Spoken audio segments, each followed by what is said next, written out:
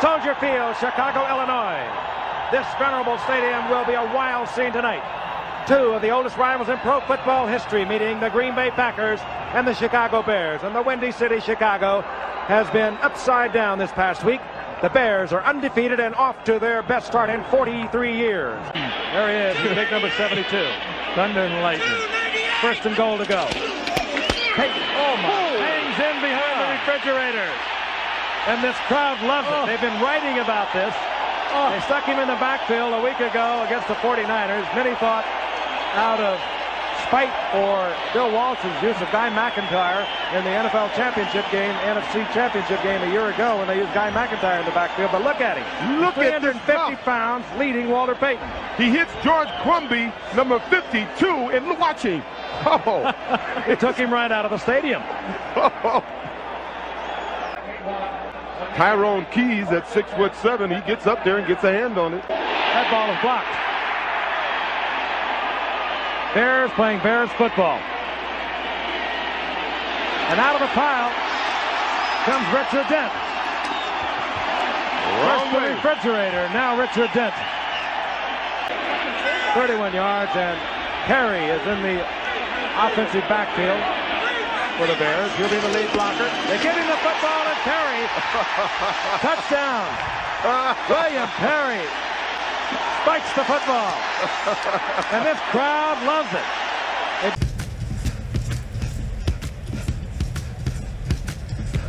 The 1985 Chicago Bears Super Bowl championship team is one of the most celebrated and beloved teams and franchises in league history.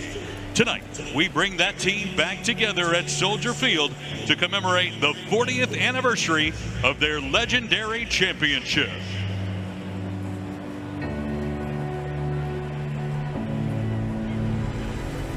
Please welcome your 1985 Super Bowl champion, Chicago Bears.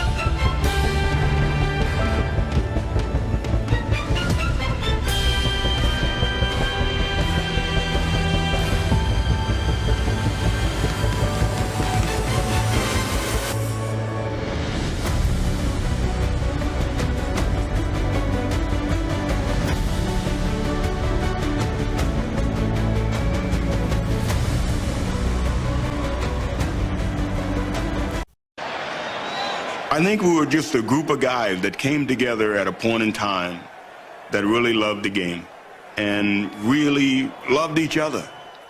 We had so much passion for the game and so much pride in what we did.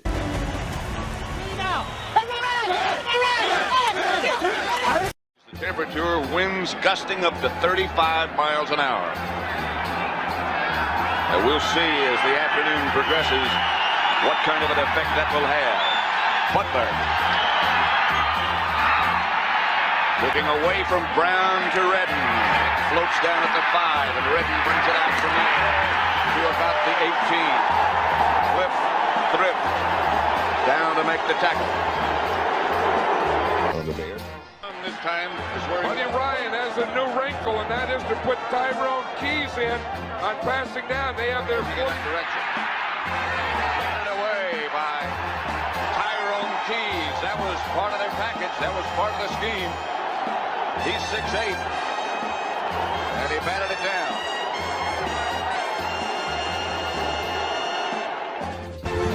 Ahead 17-0, the stage was set for one final magic moment. And now the winner that everybody talked about. I wonder if they finally arrived. Maybe they're cheering for the snow.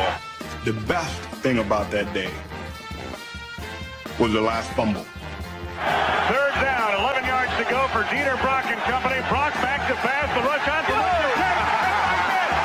hammered down. Pick up the ball. Picked up by Wilbur Marshall. Marshall running across the goal. Go. 30, 20. Here's all the way. 15, 5, touchdown. And a goal. Oh, man. What a way to end. Oh. Wilbur Marshall has scored for the Chicago Bears. I can still see it in slow motion when Wilbur Marshall picks up the ball. The Fridge is leading him down the field, and we all are just running with him. Fridge ain't losing no ground now. He's right with him. You can't write a script for this, just the way it all ended. Not to get theatrical, but I mean, how better can you write a script here for crying out loud? And the snow starts coming down, and the fans went absolutely crazy.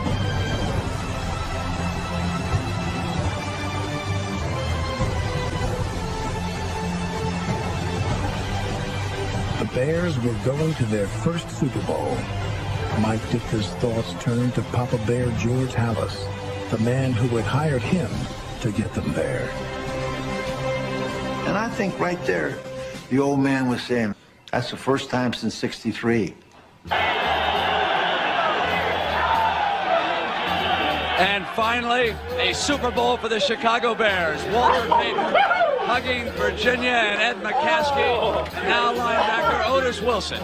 Inside the Bear locker room for the owners of the Chicago Bears. She, of course, is a lovely daughter of the late George Halas, the founder, who was the coach of this team the last time they won a championship. And the Fridge, number 72, William Parrott. A team of destiny, according to Bud Grant, before this game started. And the former Minnesota Viking coach knew something there, because today they became the first playoff team in history to record back-to-back shutouts. First it was the Giants, and now it's the Rams. And our post-game activities will continue live from Soldier Field in Chicago. This was earlier today in the Bear locker room as the Bears packed in preparation to go to New Orleans for the Super Bowl engagement with the Patriots. That's Tyrone Keys getting his gear together. We're just hard by the side of that locker room. We're in the weight room of the Bears. Atlanta, bring on Dallas. This is for Mike and Papa Bear Halas. The Bears were about to dominate this game as no previous participant had ever done. What to do is want it as much as we know we want it. Throws it deep down the right side. Woody goes out there. Over the shoulder. Oh, Easton looking around. He's hit by Steve McMichael and brought down. Ball popped loose. The Bears say they've got it. It was controlled chaos. James is hit. Toss up the football. The Bears have recovered. So he is in the end zone for a touchdown. Dick always said you can't flip the switch off and then flip the switch back on. That switch was on. Touchdown. All right. Rushes on. Nowhere to go. Sack. It's like a pack of wild dogs. You know, if one of them's mean, they're all going to be mean. Looks to throw, and down he goes.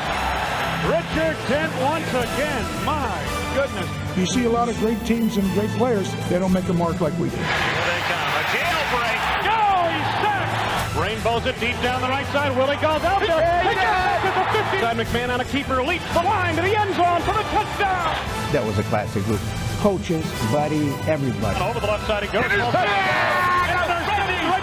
Complete, and then a fumble. Line handoff to the Fridge to the end zone. William Perry has scored. Backpedal and second down under pressure. And a motion for a safety in our zone. Mike Ditka being hoisted on the shoulders of his team. The Chicago Bears are world champions of football. You know, we just took it at them, and we played Bear football today. You know, they tried to come out and do some things and intimidate us, but I think they learned that nobody intimidates the Chicago Bears. What was going through your mind when the score started mounting? Yeah, let's party. I was ready to go to Bourbon Street the third quarter, brother. Don't know about the spread, but you beat it by 3 times at least with the 46-10 victory.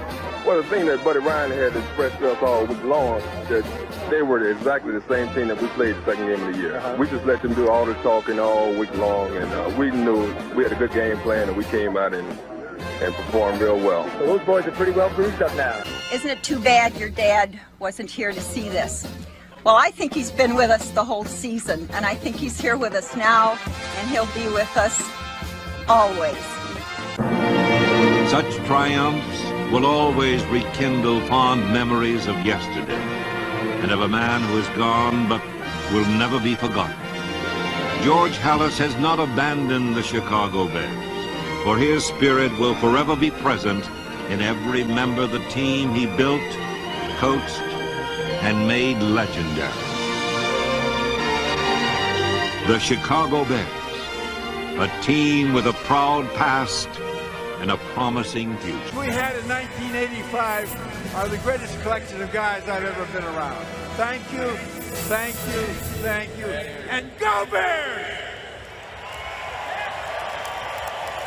Please welcome wide receiver Brad Anderson, offensive lineman Tom Andrews, wide receiver Brian Baschnagel, offensive guard Kurt Becker, punter Maury Buford, kicker Kevin Butler, linebacker Brian Cabral, tight end Pat Dunsmore, representing defensive back Dave Duerson, please welcome Alicia and Taylor Duerson, safety Gary Fensick, cornerback Jeff Fisher, offensive guard Tom Thayer, offensive tackle Andy Frederick, quarterback Steve Fuller, wide receiver Willie Gold, safety Sean Gale, wide receiver Dennis Gentry, center Jay Hilgenberg, offensive guard Stephon Humphreys, defensive end Tyrone Keys, tight end Mitch Craig, representing Hall of Fame defensive tackle Steve McMichael, please welcome Misty McMichael, wide receiver Ken Marjoram, linebacker Wilbur Marshall, wide receiver Dennis McKinnon, quarterback Jim McMahon, tight end Emery Moorhead, linebacker Jim Morrissey, cornerback Reggie Phillips, linebacker Dan Raines, linebacker Ron Rivera, running back Thomas Sanders, fullback Matt Suey, cornerback Kenneth Taylor, running back Calvin Thomas, linebacker Cliff Thrift, quarterback Mike Tomzak, defensive lineman Henry Waxter, linebacker Otis Wilson, tight end Tim Reitman, representing Hall of Fame running back Walter Payton, please welcome Connie Payton, Hall of Fame linebacker Mike Singletary,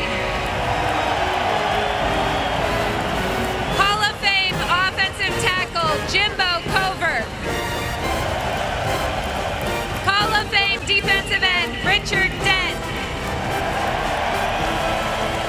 Hall of Fame defensive lineman Dan Hampton.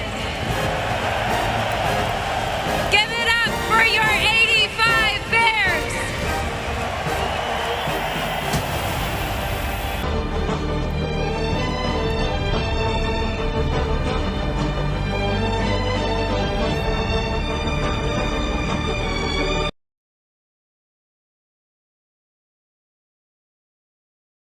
Bears president Mike McCaskey holding the Vince Lombardi trophy up over his head. The 1985 Chicago Bears. The first close-up look for a lot of these people, and boy, are they enjoying this.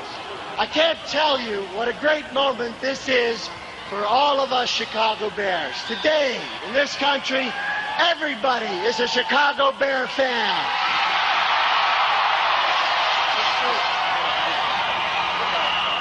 Our Bear family has a dream, and that's to be a championship ball club. The players, the coaches, the staff have worked hard and long to make it happen. It happened. We are the Super Bowl champs.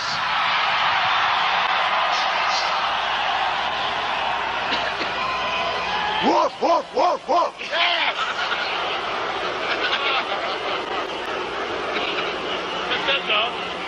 It couldn't have happened without superb players. And there are a lot I could mention. Samurai, the Colonel, Double D, Jimbo. It goes on and on. But if you had to mention one, player, it would have to be Walter Payton.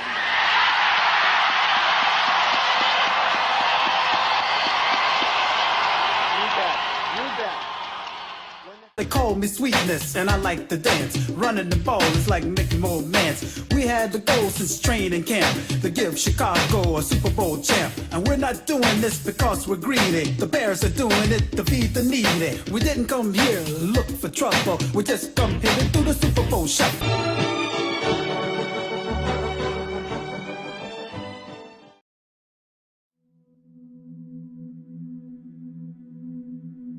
The Jordan River stood between the Israelites and their promised land. But the same God who miraculously delivered them from the slavery of Egypt would once again make a way where there was no way. It is time for you to separate yourselves from the things of the world that hold you back from God, Joshua declared to the people of Israel. For tomorrow, the Lord will do amazing wonders before your eyes. As God had been with Moses when he parted the Red Sea 40 years earlier, the Lord promised he would also be with Joshua. Inspired by this confidence, Joshua explained the plan that God had given him. "Here's what we will do," Joshua announced. "As soon as you see the Ark of the Covenant of the Lord your God being carried by the priests, follow after it." The Ark of the Covenant was important because it held the 2 stone tablets on which God had written his law, which showed his people how to live. It also held the promise of mercy and forgiveness when they failed to do what he commanded. This special golden box was the physical representation of the living God. It held the mystery and promise of a Savior. On this day, the people of God placed all their confidence and trust in him to deliver them, and God led them to the land he promised. When the priests who carried the ark approached the raging waters, they did not hesitate to step in. They were not afraid of what they saw with their eyes, because their focus was on the promise God had made them. With courage and determination, they stepped in. And God performed the most amazing miracle. God held back the waters of the Jordan River. From the moment the priests took the first steps into the troubled waters, they miraculously stopped flowing. Far up the river, at the city of Adam, the water piled high as though it were splashing up against an invisible wall. As planned, the priests stood on dry ground in the middle of the river and waited until all the people of Israel passed by. When the last of them had crossed safely, the priests followed behind. And when they reached the other side, God released the waters back into the river canyon as they had been before. God proved to Israel that there was no sea deep enough to hold them back from his promises. It was important that his people always remember how mighty and powerful their God was, so that they would have the strength and courage to trust him in the future. So God had one representative from each of the 12 tribes of Israel collect stones from the riverbed to memorialize this great event. One by one, Joshua placed each stone in a pile as he acknowledged God's power and goodness. In the future, when their children and their children's children looked at these stones, they would remember how God separated them from a painful past, how He built their faith and trust in His strength, how He brought terror and confusion to their enemies, and most importantly of all, this event held the promise of their final deliverance that would come through Jesus the Messiah.